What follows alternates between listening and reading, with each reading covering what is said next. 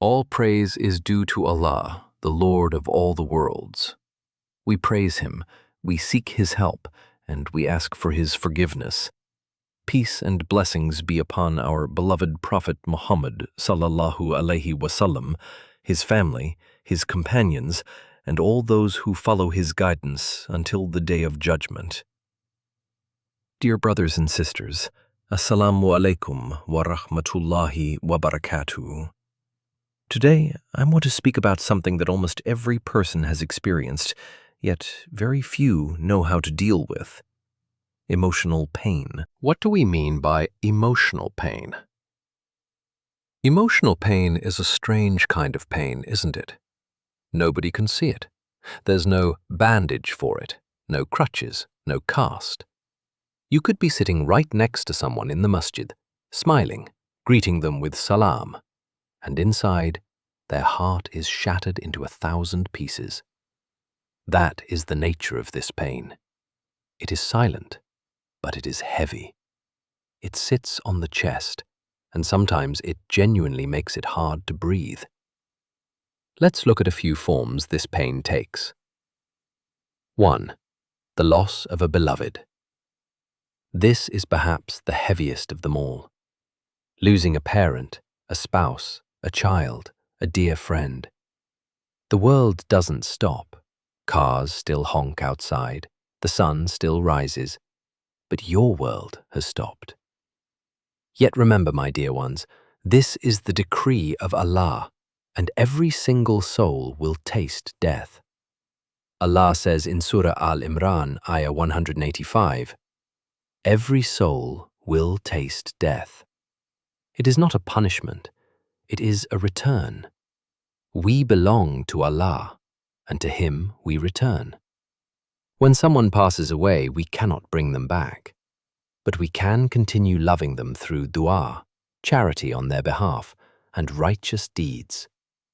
Death ends worldly companionship, but it does not end the reward of sincere prayers. 2. Betrayal. You trusted someone with your whole heart. You gave them a piece of yourself that you don't give to just anyone. And then, without warning, sometimes without even a reason, they left. They shattered the trust. Maybe they talked behind your back. Maybe they backstabbed you when you least expected it. And now you sit there wondering, what did I do wrong? But remember this, people have the choice to be loyal or disloyal. Allah never betrays His servants. If someone wrongs you, do not spend your life waiting for revenge. Allah is Al-Adl, the most just. Every injustice will be accounted for. The Quran reminds us in Surah Ibrahim, ayah 42, "Do not think Allah is unaware of what the wrongdoers do." Leave justice to Allah. Free your heart from carrying what belongs to Him. 3. Failure. In an exam, a job, a dream. You gave it your all. Late nights, early mornings, sincere effort. And still, it didn't work out. The rejection letter came. The results weren't what you prayed for. And now you're asking, was all that effort for nothing? Sometimes Allah closes one door because He sees another that you cannot yet see. Do not mistake a delay for a denial. Why do we break so easily? Here is something I want you to really sit with, my brothers and sisters. The reason this pain cuts so deep is often because we attach our entire being, our worth, our hope, our identity, to a person or a goal, rather than to Allah. We start thinking, if I don't pass this exam, my life is over. If this person doesn't love me, I have nothing left. If I don't get this job, I am worthless. But that is not how a believer is meant to see this dunya. When our hearts become overly attached to the creation instead of the Creator, Allah, out of His mercy, believe it or not, will send a test to loosen that grip. Not to destroy you, but to free you. Think about Ibrahim alayhi salam. Allah blessed him with a son after decades of patience and dua, Ismail alayhi salam. And just when the love for this child could have consumed his heart entirely, Allah commanded him to sacrifice him. Why? Not because Allah needed the blood of Ismail. Allah says clearly in the Quran that neither the meat nor the blood reaches him.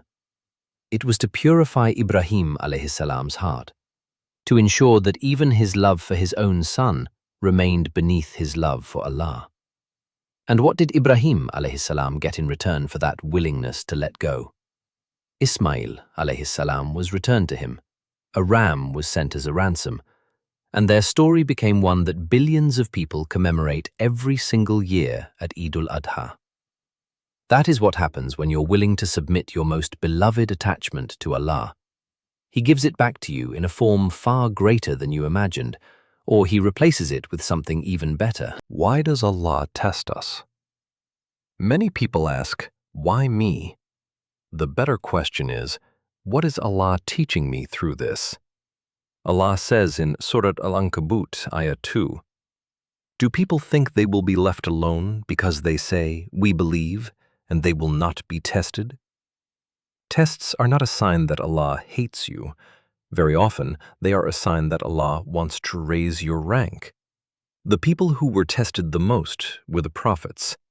Our beloved Prophet Muhammad sallallahu alaihi wasallam buried children, lost his beloved wife Khadija raziyallahu anha, faced rejection in Taif, and endured immense hardship.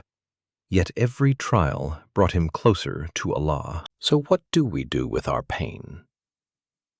If it's the loss of a beloved, cry. That is sunnah. Even the Prophet Muhammad sallallahu alaihi wasallam wept. But channel that love into something that keeps benefiting them. Give charity in their name. Make dua for them. If it's betrayal, that person made their choice, and Allah is al-adl, the perfectly just. They will answer for it, whether in this life or the next. That is not your department. Your department is your growth, your healing, your character. Don't let their betrayal turn you bitter. Let it turn you wiser. If it's failure, understand that Allah's plan is always superior to yours, even when it doesn't feel that way. That job you didn't get might have taken you away from your deen. That relationship that ended might have led you somewhere far from where Allah wants you to be. Have husn al-dhan, good thoughts about Allah. He is al-Hakim, the all-wise. He does not waste your effort. He redirects it. Allah says in Surah Al-Baqarah, Ayah 155, "And we will surely test you with something of fear and hunger and a loss of wealth, lives, and fruits, but give good tidings to the patient." And then He says something that should genuinely comfort your heart in Surah Al-Ankabut, Ayah 2. "Do people think that they will be left alone because they say, 'We believe,' and they will not be tested?" My dear brothers and sisters, if you are being tested, take it as a sign that Allah sees something in you worth refining. A goldsmith doesn't put worthless metal into the fire. He puts in gold, because gold is worth purifying. How do we rebuild our strength? Here are practical steps, and I want you to actually act on these, not just nod along. 1. Rebuild your life around Allah. Guard your 5 daily prayers like they are your lifeline, because they are. Recite Quran, even if it's just a few verses. Stay away from sin, especially the sins we run to when we're in pain, because they only deepen the wound. 2. Make istighfar your daily companion. Say astaghfirullah throughout your day. It's not just for major sins. It softens the heart, lifts burdens, and opens doors of rizq and relief you didn't even know were closed. 3. Start a gratitude journal. Every night before you sleep, write down 3 things you are grateful for, no matter how small. Then jot down your intentions for tomorrow. This retrains your heart to notice mercy instead of only noticing loss. 4. Rebuild, piece by piece. Work on your finances. Work on your health. Work on your relationship with Allah. Small, consistent steps. You don't heal all at once. You heal one sunrise at a time. Walk like a believer, not like a victim. My dear brothers and sisters, Islam does not teach us to deny pain.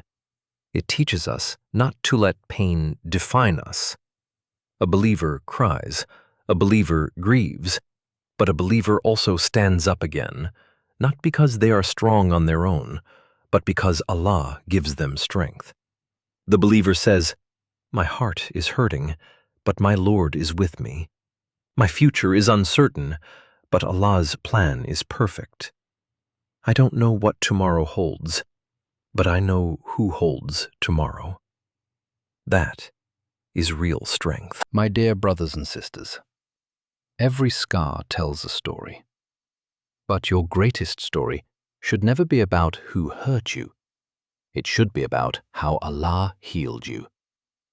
One day, you may look back at this painful chapter and realize it was the very thing that brought you closer to Allah. So be patient. Trust Allah. Keep moving forward. Do not walk through life as a victim of your circumstances. Walk as a believer who knows that Allah is writing every chapter with wisdom, mercy, and justice. The one who tested your heart is also the one who can heal it. May Allah heal every broken heart. May He replace our sorrow with tranquility, our fear with courage, and our weakness with faith. May He grant us patience in every trial and make every hardship a means of drawing us closer to Him. Ameen. If you like our content, please don't forget to like, share, and subscribe. If you've already subscribed, thank you very much. Jazakallahu khairan. Assalamu alaikum wa rahmatullahi wa barakatuh.